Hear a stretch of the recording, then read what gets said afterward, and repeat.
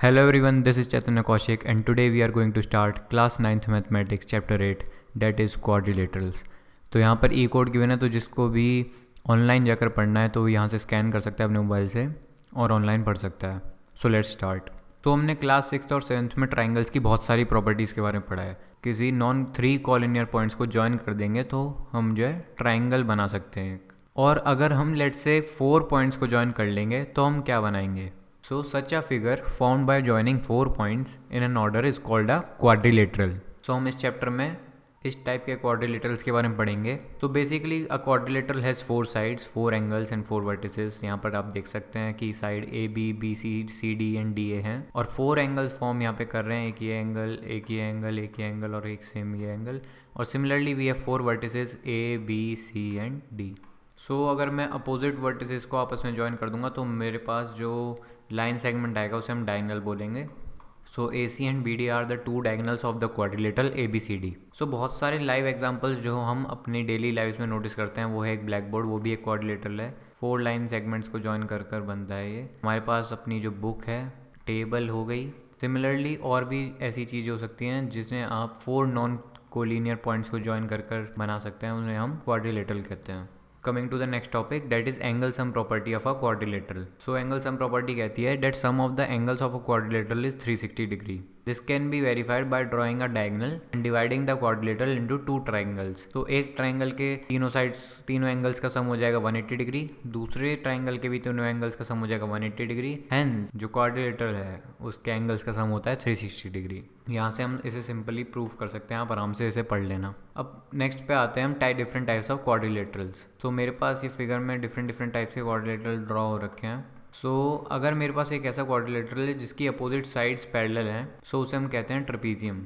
और अगर मेरे पास कोई ऐसा क्वाड्रिलेटरल है जिसकी ये वाली साइड भी पैरेलल है और ये वाली साइड भी पैरेलल है, उसे उन क्वाड्रिलेटरल को कहते हैं हम पैरेललोग्राम्स। और अगर कोई मेरे पास ऐसा क्वाड्रिलेटरल है जिसकी ये वाली साइड अपोजिट साइड्स तो पैरेलल हैं ही और साथ ही साथ उनका जो एंगल फॉर्म हो रहा है वो 90 डिग्री है, तो उन्हें हम रेक्टेंगल्स कहते हैं। और अगर मेरे पास कोई क्वाड्रिलेटरल ऐसा है जिसकी सारी साइड्स पैरेलल हैं आपस में, मतलब 2 अपोजिट साइड्स आपस में पैरेलल हैं और साइड्स इक्वल भी हैं, तो उसे हम बोलेंगे रॉम्बस। और अगर कोई मेरे पास ऐसा क्वाड्रिलेटरल है जिसकी चारों साइड्स इक्वल हैं और अपोजिट साइड्स पैरेलल हैं और जो एंगल उनके बीच में जो फॉर्म हो रहा है वो 90 डिग्री है, तो उसे हम कहते हैं स्क्वायर। और एक क्वाड्रिलेटरल जिसके एडजेसेंट साइड्स, 2 एडजेसेंट साइड्स आपस में इक्वल हैं, उसे हम बोलते हैं काइट। तो यहाँ पर square and kite. So notice करें तो स्क्वायर, रेक्टेंगल और रोम्बस ये तीनों क्या हैं? पैरेललोग्राम्स हैं। A square is a rectangle and also a rhombus. A parallelogram is a trapezium and a kite is not a parallelogram. A trapezium is not a parallelogram because only one pair of opposite sides is parallel in trapezium and we require both pairs to be parallel in parallelogram. A rectangle or a rhombus is not a square. So यहाँ पर कुछ basic points हैं, important basic points हम इन्हें बोल सकते हैं। Coming to the next topic, that is properties of a parallelogram. So theorem number 8.1, that is a diagonal of a parallelogram divides it into 2 congruent triangles। तो इसका proof है यहाँ पर कि अगर मैं एक पैरेललोग्राम का एक डायगोनल ले लूँ तो वो उस पैरेललोग्राम को 2 कॉन्ग्रुएंट ट्राइंगल्स में डिवाइड करता है। सो इसका प्रूफ किस तरीके से कर सकते हैं? तो यहाँ पर जो एंगल बी सी ए है और एंगल डी ए सी हैं वो पेयर ऑफ अल्टरनेटिव एंगल्स हैं, तो वो हो जाते हैं इक्वल। और ए बी पैरेलल है डी सी के और ए सी अपना ट्रांसवर्सल है। So angle B A C is equal to हो जाएगा एंगल डी सी ए का, किस प्रॉपर्टी के अनुसार? Angle of pair of alternate angle से। ये हमने पिछली क्लास में पढ़ी ही है। फिर ए सी इज इक्वल टू सी ए, ये तो कॉमन है। और ट्राइंगल ए बी सी अपना कॉन्ग्रुएंट हो जाता है ट्राइंगल सी डी ए का एंगल साइड एंगल प्रॉपर्टी के रूल के मुताबिक। सो अब थ्योरम नंबर 8.2 डिस्कस करते हैं कि ना parallelogram opposite sides are equal. कोई भी अपना पैरेललोग्राम है उसकी जो अपोजिट साइड्स होती हैं वो पैरेलल के साथ साथ इक्वल्स भी होती हैं। सो इसका ये सिंपल जो थ्योरम है ये कन्वर्स है पिछली थ्योरम की जिसमें हमने दोनों ट्राइंगल्स को कॉन्ग्रुएंट प्रूफ किया था। तो यहीं से ये भी प्रूफ हो जाएगा कि ये जो साइड्स हैं ये आपस में इक्वल हैं इन ट्राइंगल्स की sides. Third theorem is if each pair of opposite sides of a quadrilateral is equal then it is a parallelogram. So हमने थ्योरम 8.1 के प्रूफ में देख लिया था कि that triangle A B C is congruent to triangle C D A.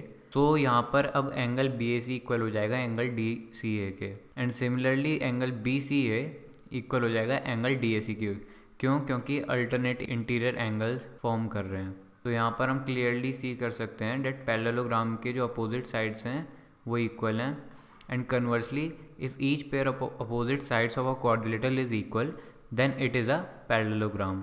Theorem number 8.4, in a parallelogram opposite angle are equal. So ये theorem number 8.3 का converse है। एंगल सम प्रॉपर्टी को यूज़ करके और जो पैरेलल लाइन्स हैं उनको एक ट्रांसवर्सल इंटरसेक्ट कर रहा है, हम ये थ्योरम प्रूफ कर सकते हैं। Similarly, theorem 8.5 is if in a quadrilateral each pair of opposite angles is equal then it is a parallelogram। यानी कि अगर अपना अपोजिट एंगल्स का पेयर इक्वल हो जाता है तो वो एक पैरेललोग्राम होगा। Theorem 8.6, the diagonals of a parallelogram bisect each other. जो ये डायगोनल होते हैं पैरेललोग्राम के एक दूसरे को बाइसेक्ट करते हैं। तो ये हम थ्योरम 8.7 के प्रूफ से देख सकते हैं। थ्योरम 8.7 कहती है if the diagonals of a quadrilateral bisect each other than it is a parallelogram. ये ऊपर वाली स्टेटमेंट का एक कन्वर्स है। हम इसका प्रूफ देख सकते हैं कि triangle AOB is congruent to triangle COD। किस तरीके से होगा? AB इक्वल है CD के, और ये वाला एंगल ऑल्टरनेटिंग इंटीरियर एंगल से इक्वल हो गया, ये वाला एंगल भी ऑल्टरनेट से इक्वल हो गया। तो यहाँ पर एंगल साइड एंगल प्रॉपर्टी से मैं प्रूफ कर सकता हूँ कि ट्राइंगल AOB कॉन्ग्रेंट है ट्राइंगल COD के, and angle ABO is equal to angle CDO, alternating interior angle से हो जाएगा ये। तो यहाँ से हम देख पा रहे हैं कि जो AB है वो पैरेलल है CD के, सिमिलरली BC पैरेलल है AD के। सो यहाँ से ऊपर वाली थ्योरम भी प्रूव हो जाती है और थ्योरम 8.7 भी प्रूफ हो जाती है। So coming to the next topic, that is another condition for a quadrilateral to be a parallelogram. Parallelogram की प्रॉपर्टीज़ के बारे में पढ़ लिया है और हमने ये भी वेरीफाई कर लिया है that if in a quadrilateral any of these properties satisfied then it becomes a parallelogram. तो यहाँ पर हम एक और ऐसी कंडीशन के बारे में पढ़ने वाले हैं जो कि लीस्ट रिक्वायर्ड कंडीशन है for a quadrilateral to be a parallelogram. So theorem number 8.8 इसे स्टेट करती है that a quadrilateral is a parallelogram if a pair of opposite sides is equal and parallel. यानी कि अगर अपोजिट साइड्स इक्वल हैं और parallel हैं तो जो क्वाड्रिलेटरल है वो पैरेललोग्राम कहलाता है। इस वाली फिगर में AB is equal to CD है and AB is parallel to CD। तो अगर हम एक डायगोनल ड्रॉ करते हैं AC, तो हम यहाँ से साइड एंगल साइड प्रॉपर्टी से ट्राइंगल ABC और ट्राइंगल CDA को कॉन्ग्रेंट कह सकते हैं, और फिर यहाँ से हम BC पैरेलल टू AD भी कह सकते हैं। तो hence this becomes a parallelogram. The next important theorem is the mid point theorem. So यहाँ तक अभी हमने ट्राइंगल की भी प्रॉपर्टीज़ देख ली हैं और क्वाड्रिलेटरल की भी प्रॉपर्टीज़ देख ली हैं। तो अब हम जो ये प्रॉपर्टी पढ़ने वाले हैं मिड पॉइंट थ्योरम, ये ट्राइंगल के जो मिड पॉइंट्स हैं उनसे रिलेटेड है।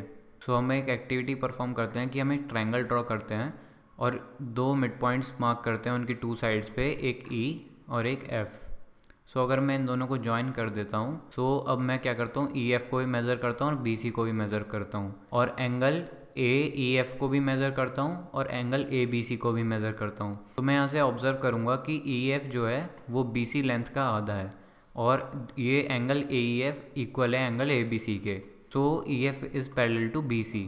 सो हम इस थ्योरम पे अराइव करेंगे that the line segment joining the mid points of two sides of triangle is parallel to the third side. इसका हम प्रूफ देख लेते हैं कि लेट से मेरे पास E और F मिड पॉइंट हैं इस ट्राइंगल की दो साइड्स के, and CD is parallel to BA। तो मैं एंगल साइड एंगल प्रॉपर्टी से कह सकता हूँ that triangle AEF is congruent to triangle CDF। So यहाँ से EF इक्वल टू हो जाता है DF के और BE इक्वल हो जाता है AE के, वो जो कि इक्वल है DC के। So hence BCD is a parallelogram. This gives EF is parallel to BC। So इस केस में क्या हो जाएगा, EF is equal to half of ED which is equal to half of BC। So हम इसका converse भी निकाल सकते हैं, वो भी ट्रू होता है that the line drawn through the mid point of one side of a triangle parallel to another side bisects the third side. So यहाँ पर हमने चैप्टर 8 क्वाड्रिलेटरल्स फिनिश कर लिया है। जो भी आपके डाउट है वो आप कमेंट सेक्शन में पूछ सकते हैं। एग्जाम्पल्स और इस चैप्टर के एक्सरसाइजेज वो आपको नेक्स्ट वीडियो में मिल जाएंगे, अदरवाइज़ आप अपने डाउट्स कमेंट सेक्शन में पूछ लीजिए। होप करता हूँ आपको ये वीडियो पसंद आई होगी, सब कुछ समझ में आया होगा। नहीं समझ में आया तो वीडियो दोबारा प्ले कर भी देख सकते हैं, और नोटबुक साथ में लेके बैठें ताकि आप साथ साथ नोट्स भी बनाते रहें और चैप्टर की समरी ज़रूर पढ़ें।